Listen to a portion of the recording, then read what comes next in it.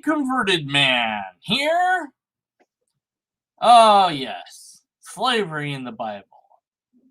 Why is it that Christian apologists don't just say, Deuteronomy, that wasn't inspired by God? Just, that's what the Jewish people claimed, but it really wasn't. There you go. Problem solved.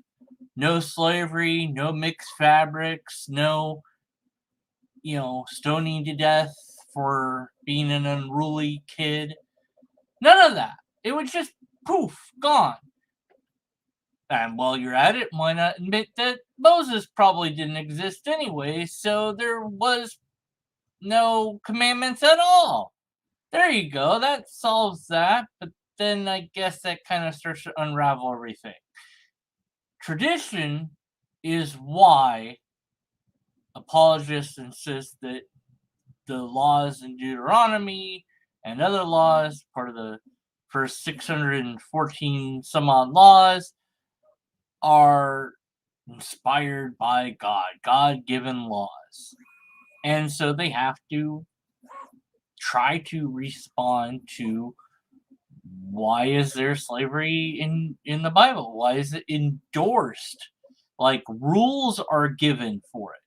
And the typical usual response is, well, it's different, so that makes it okay.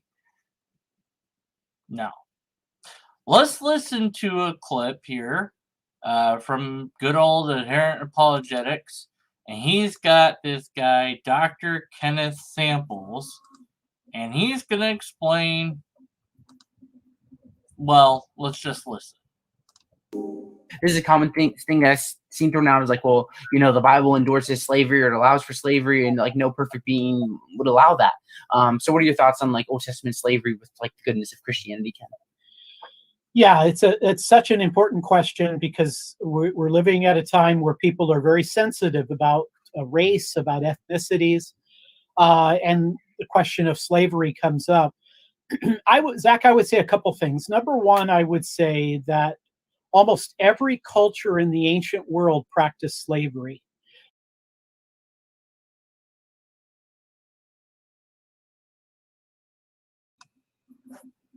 So that's everyone else did it. So it's fine.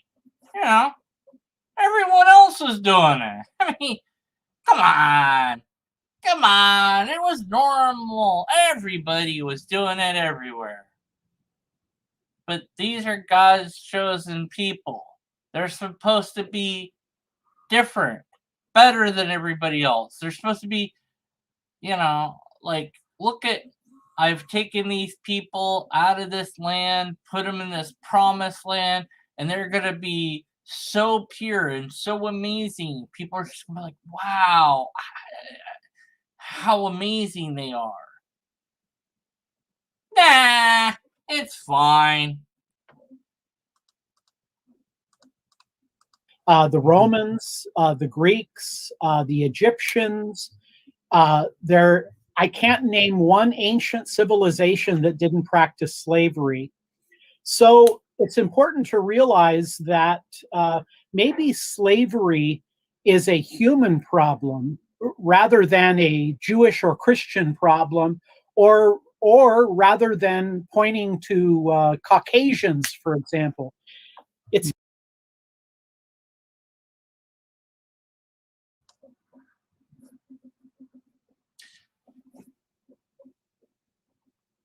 What? I mean, what? It seems that human beings have a problem with slavery. We have a tendency to oppress. We have a tendency to control, to use other people. Now, having said, yeah. So why is that? Did God build that into us? Or is that the result of the fall? But it didn't really address the problem. Why is there slavery endorsed in the Bible? Why doesn't God just say, hey guys, cut it out? Slavery is bad. Don't do it. Why didn't God just do that? Would have been pretty progressive of God to do that. It'd been like, hey guys, look, everybody else is doing this slave thing, but you're the special people. You're my chosen people, and I don't want you guys to do the slavery thing. Simple. Just don't do it. Okay. Said that, I don't think what is commonly known as slavery fits with what we find in the Old Testament. See, I told you it was going to do the it's different stick. I don't care that it's different. It's still slavery. Doesn't matter. Oh, but it's no, it's oh, but well, I mean, no, it's indentured servitude is still slavery. It's wrong. Period. End of story. Bad. Don't matter if it's different. Still bad. Still wrong. No. For example, in the Old Testament, I think you primarily have what we might call indentured servitude. That is, the indentured servitude of the Old Testament in large measure addressed the problem of poverty. Addressing the problem of poverty. Wow. So God could not come up with any other solution to poverty other than be like, all right, guys, we'll do this, and here's how to do indentured slavery. It's different than the normal slavery, and this will help people that fix poverty, even though it didn't fix poverty, because poverty is still a problem. I don't know, just me, just spitballing here, but if I'm the creator of the universe and I know everything, wouldn't I know a better way to fix poverty or address poverty than slavery? I don't know. I mean, call me crazy. Why not just employ them? Why not just say, hey, look, you're poor, therefore I'm going to give you room and board and a living wage of some sort so that you can eventually save up and get out on your own, however long that takes you. And I don't know. It just seems really simple to me. Say to the Jewish people, look, first of all, that's slavery stuff. That's done. You're not doing that anymore. Secondly, we're not going to do indentured servitude. Not going to do that either. What we are going to do is, if you know of somebody that's in poverty, they're down on their luck, or however you want to put it, then you give them a place to stay. You give them a room, you give them food, and you give them a job to do. Something that they're able to do. And it might be difficult work, but it's work. And as long as they work for you, you give them room and board, and you give them a small fee, and let them save up until they can get their own place and move out and do that for somebody else, Or maybe they don't save up enough. Maybe they're working for you for life, if that's how it turns out for them, because they're not good with money. But say, look, here's maybe some additional rules to follow, and they're you're their employee and their landlord, and the way that you treat them has to be fair and mature and decent, and the way that they treat you has to be right, and all this. I don't know. Doesn't seem like that hard to come up with that idea. Nah, indentured slavery, whatever. That's indentured servitude. Yeah, let's just do that, Juice. Whatever. God's like, I'm just too busy for all this. I can't think of a better way to address poverty than indentured servitude. I even though I know everything there is to know. I mean, everyone else is doing it, so whatever. Yeah, sure, do that. Yeah. Man, your God is stupid. The ancient world, there was no safety net, there was no welfare, there was no place to go if you couldn't pay your bills. And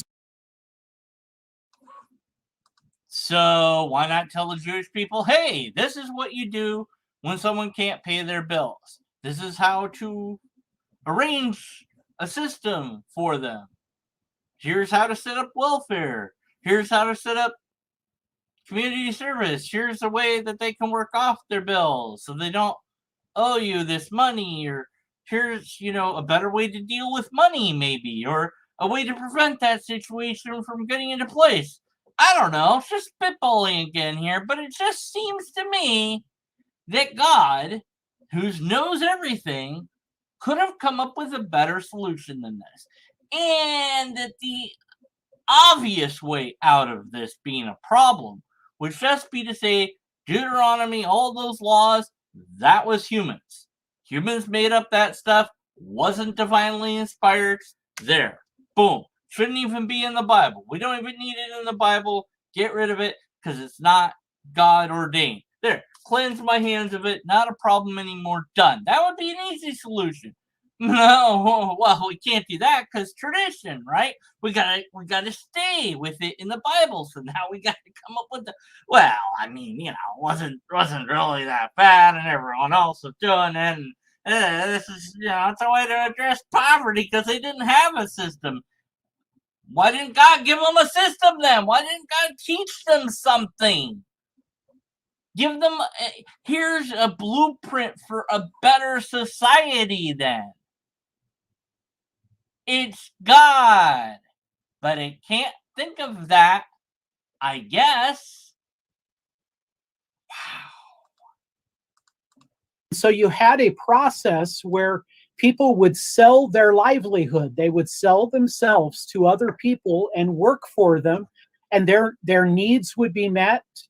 But in this indentured servitude, people were not treated as if they were just mere property that you could beat them and you could kill them if you want.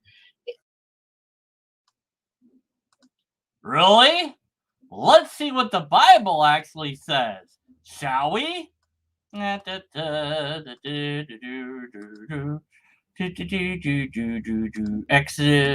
Okay, it's also in Exodus, not just Deuteronomy. But whatever, I don't remember where those are.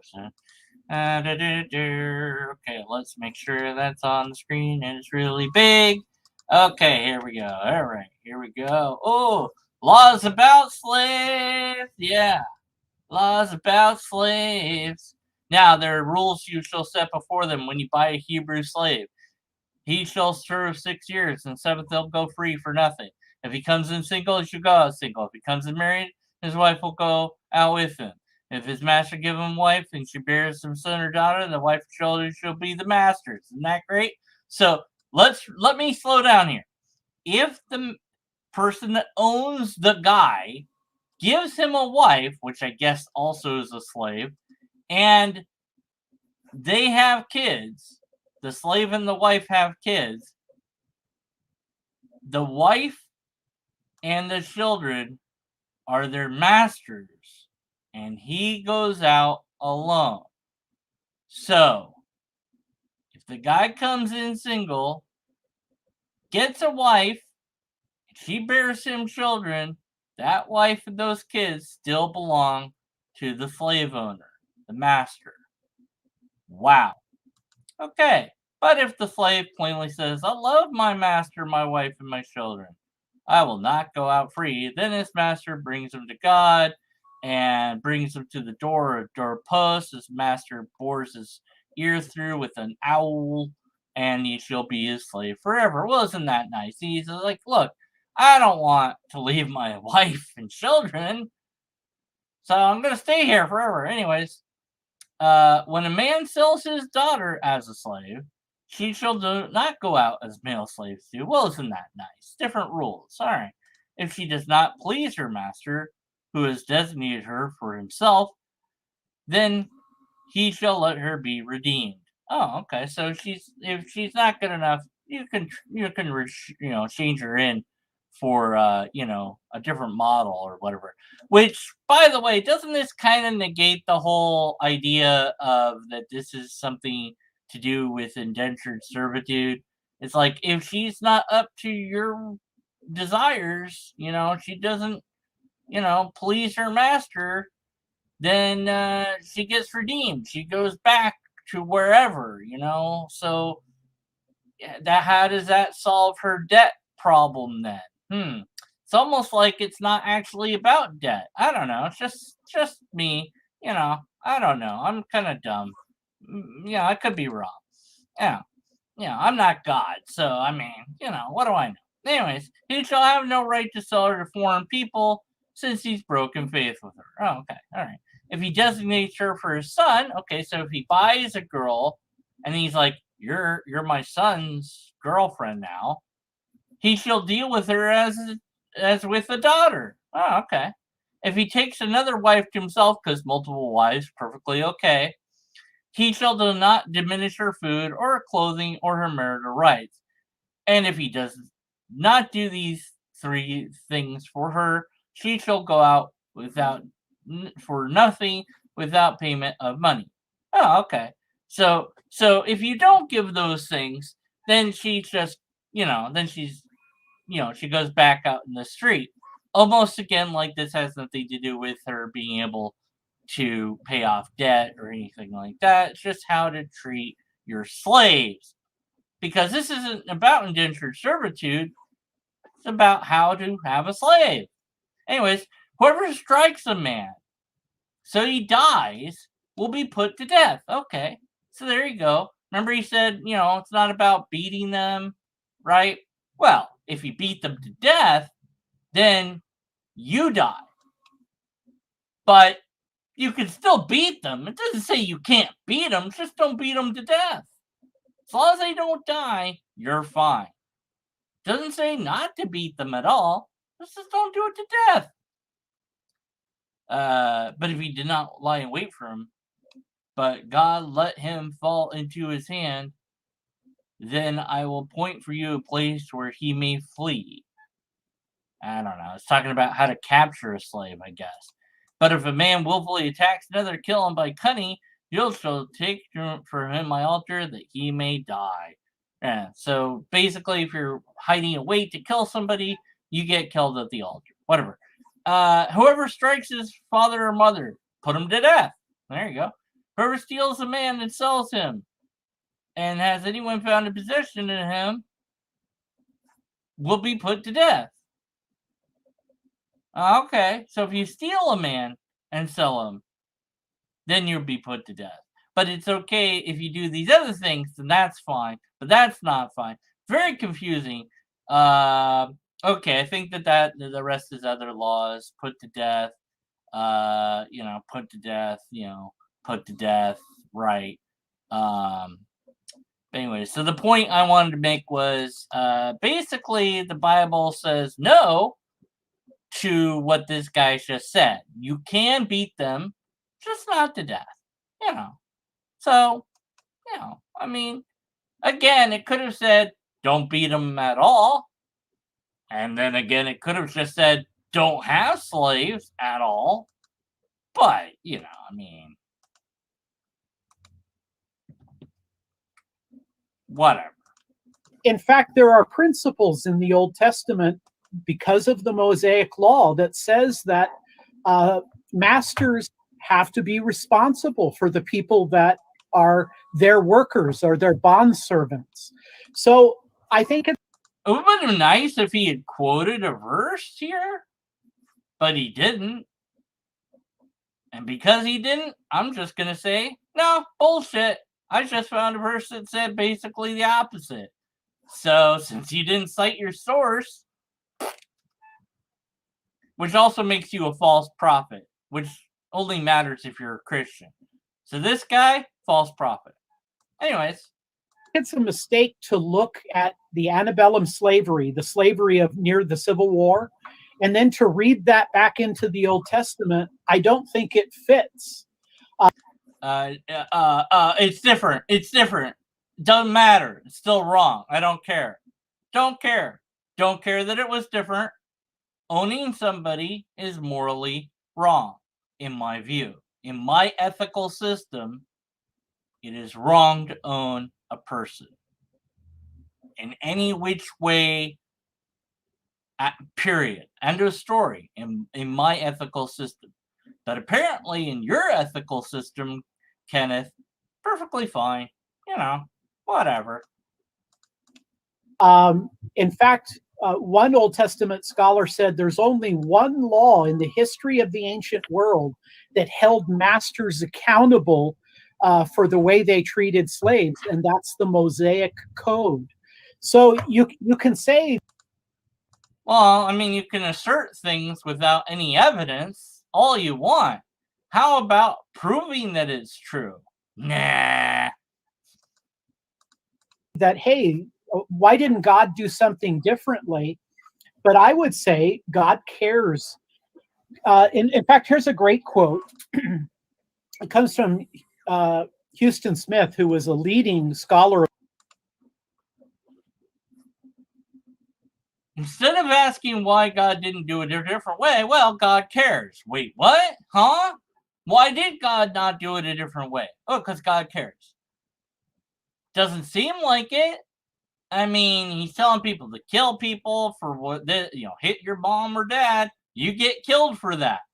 Doesn't seem like a very caring God. I mean, if your dad or your mom smacked you around, you're not allowed to hit them back? Doesn't seem fair to me. If they're being jerks, why can't you hit them? Ever? Come on. Okay, whatever. I mean, but, God's good. Whatever. Let's just, move on. Of the world's religions. He contrasted the gods of Olympus, these are the Greco-Roman gods, with the god of Sinai, the god of the Old Testament. He said the gods of Mount Olympus, they're all about seducing the maidens. That's all they're after. But he said the God of Sinai, Yahweh, Jehovah, he's watching over the widows. He's watching over the orphans. He's watching over the aliens, the immigrants. He looks. That's nice. And what is he doing for any of those people? Watching them. But what's he doing? Nothing. And it's a really great way to obfuscate and get off of the topic. And just, there was some guy, don't know who the guy was, don't care, said this thing, blah, blah, blah. There, got off the topic now. Yeah, I don't have to talk about slavery anymore. I'm off of the topic. I'm in the weeds now. I'm talking about this other thing. Yeah. Looks out for people who can't look out for themselves. And I don't know. It's just an idea. But again, why didn't God tell his people, hey, here's how to look after widows and orphans and stuff? And why not make it so there are no widows or orphans? I don't know. It's just an idea. You're God, but whatever. God watches over them and does nothing. Humans have to do the thing, but God didn't tell the humans how to do the thing. So I guess they had to figure it out on their own. Almost like they don't need God at all. Huh. Interesting. Yeah, well. What else you got? Anything else? remember, Zach, as a boy, I used to listen to Martin Luther King. Okay, whatever. Yeah, we're done with you. You're just on a tangent. But let me follow up with one more thing because I am done with him. Trust me, he says nothing else of relevance in regards to slavery or even close to answering this question. But if you don't believe me, original videos in the description. You could go listen to the few remaining minutes and I mean, I could just fast forward it through for you. I mean, he doesn't. Okay. All right. So he, Zach here, calls him Dr. Kenneth Samples, right? Okay. So Dr. Kenneth Samples. All right. Well, so call me skeptical, but anytime people are like, oh, that's a doctor. I'm like, okay, well, what are they a doctor in? I found a bio for him on this website, Reasons to Believe. And, he's got his whole thing there. And doesn't say what he's got. He's doctorate, doctor. Oh, okay.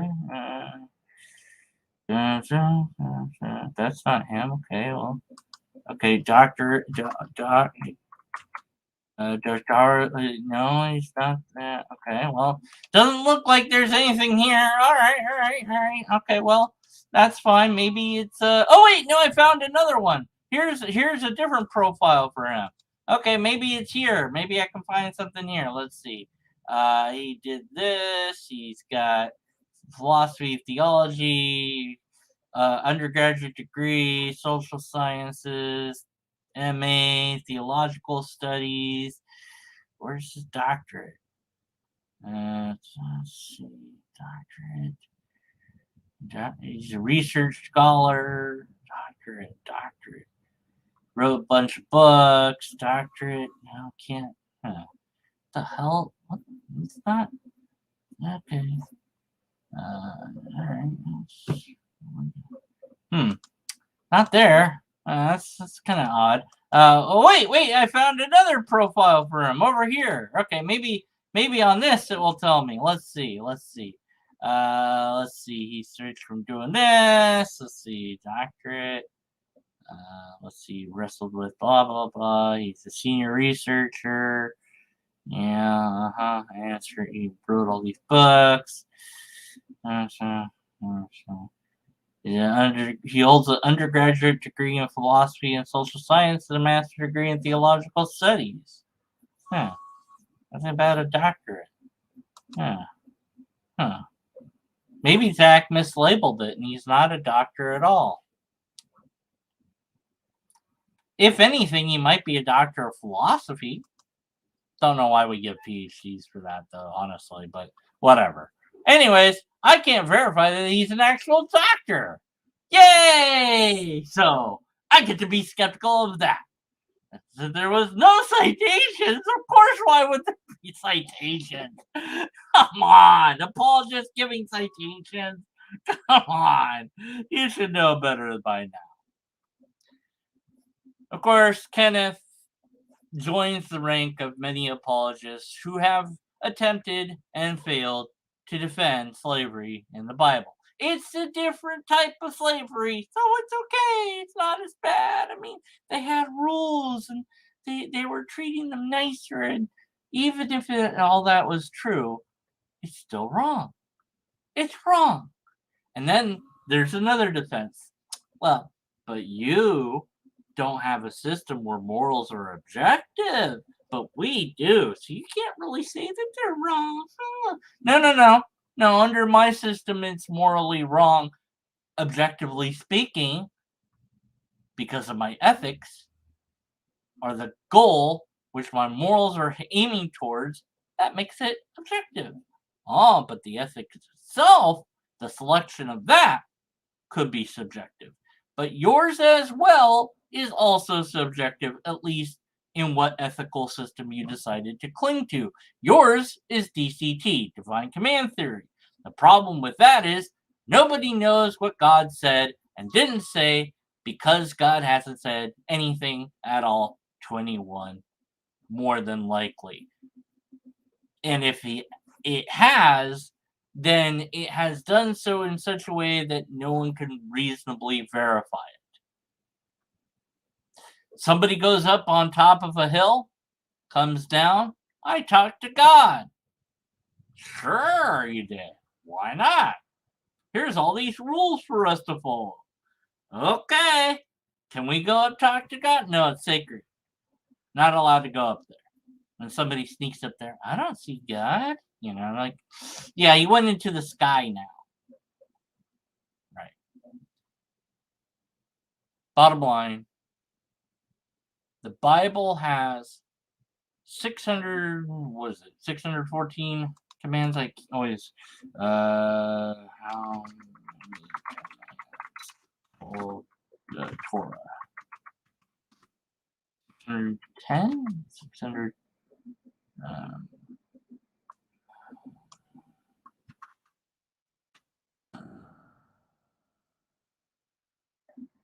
Commands.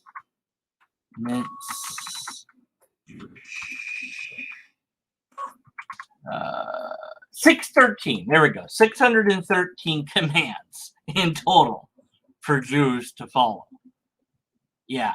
And most of them, if you don't do it, it ends in stoning to death as the punishment. It's really great. It's in the Bible, either in Deuteronomy or Exodus. I mean, there's lots of laws. So 613 different laws that the Jews had to follow. So maybe God didn't issue those commands. Maybe men did. Maybe the reason why they're not good ideas, they don't make any damn sense, it's because it's not from God. It's from humans. Does that mean God didn't issue any commands? Maybe. Maybe we need to be more honest with how we approach the Bible. Adam and Eve didn't exist. We know this from biological evolution. There was no one man and woman who populated the earth. It's not how that works. Now, maybe you're like, well, God selected two people. When in human evolution did God do that? When they were Homo sapiens or before they were Homo sapiens? Kind of matters. Or maybe none of that really happened. Okay. Moses probably didn't exist. Yeah, that's a whole nother topic for a whole nother day. It's a whole thing to get into there. Okay, so that's a problem too. Noah definitely didn't exist. All right, so you go, okay, well, all those characters are gone. And you go, all the commandments, those were from people. Those are gone. You still have a lot left. There's still a lot of things left. But maybe the Old Testament or the Torah is about the Jews trying to figure God out. And maybe they believed God was talking to them, but were just wrong. Now, that means that they didn't interact with God, or God didn't interact with them, but it doesn't mean that there isn't a God. It just means that they claimed things about God that aren't true. But then if you do that, then a lot of the Bible goes away. It's like, well, but then what? What is it? What are we supposed to know about God from the Bible? Maybe not much at all. Because it's the Jews' history-ish, mythology-ish. It's things that the Jewish people feel like it's important to them. The Old Testament is actually different from the Torah in many aspects, in many ways, subtle ways and major ways. And so comparing and contrasting the two would be useful. The New Testament, meanwhile, that's another hodgepodge of problems. But maybe if apologists started being honest about these things, their apologetics would become a little bit better. Instead of trying to defend evils like slavery, they say, look, there's no reason to even think that this was issued by God. That doesn't mean there's no God. It just means that part of the Bible is incorrect. And just admit that and say, yeah, a lot of the Bible isn't correct. And maybe they could figure out what parts of the Bible are correct. Just an idea. Why not go back to the oldest fragments of papers that we have? Make a new Bible out of that. And say, here's every version of Matthew, Mark, Luke, John that we know of that was from the oldest copy that we know, translated as best as we can. Here's version 1, 2, 3, and 4. Boom, boom, boom. And then apologetics could take a whole new shape and explore the actual history of Christianity instead of just trying to defend the faith with weak-ass arguments. Nah, screw that. Who wants to do all that work? Much easier to give really poor answers to these types of questions than to do hard work? Why learn about reality, the history of your religion, and how things really were? Why try to figure out what was really going on? Why do any of that when it's just easier to stick with tradition? Why try to change the Bible? Why try to get a system that could get everybody to agree upon a single conclusion rather than continue to disagree? Nah, that's too hard. Stick with tradition. Keep defending it, no matter the cost. Faith, faith, faith, faith, faith, faith. Hey guys, slavery is wrong. It's okay, faith. All right. No, but look, the rest of society. We went to the moon. We've gone to Mars now, guys, and yeah.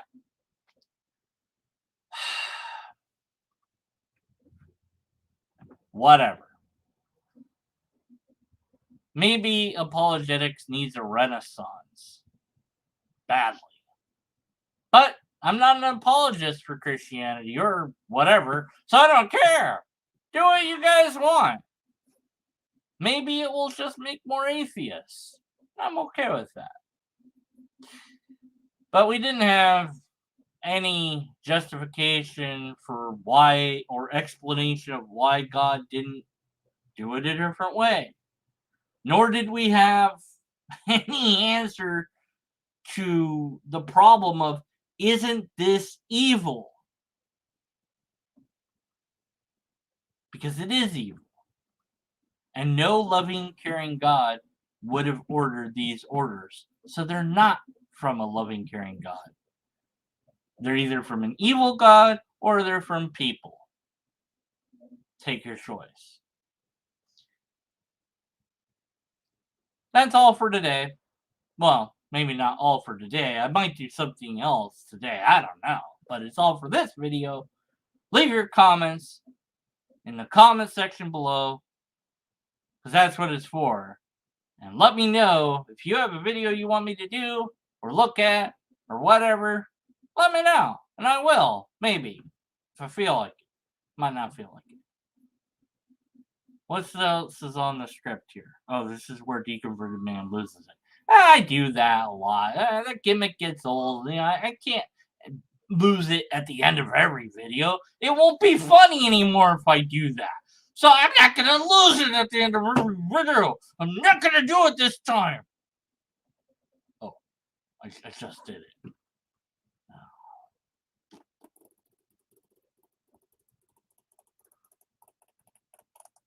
Join me tonight on Gur Streams, D-Man. I might do that. Maybe. I don't know. Probably won't. Alright. Bye!